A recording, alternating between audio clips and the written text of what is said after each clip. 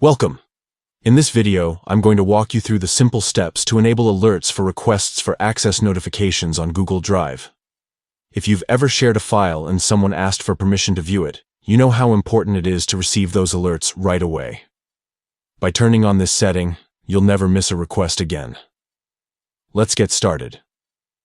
First, open the Settings app on your phone. This is where we'll make the changes, since notification management happens directly through your device settings, rather than inside Google Drive itself. Next, scroll down until you see the option labeled Apps, and tap on it. This will display a list of all the apps installed on your device. From here, we want to locate Google Drive, so go ahead and tap on Google Drive when you find it. Once you're inside the Google Drive app settings, look for Notifications and tap on it.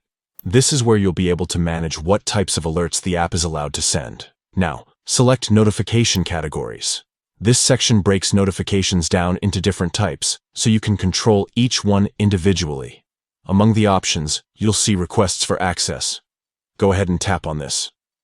This is the specific type of notification that appears whenever someone tries to open a file you've shared but doesn't have permission yet.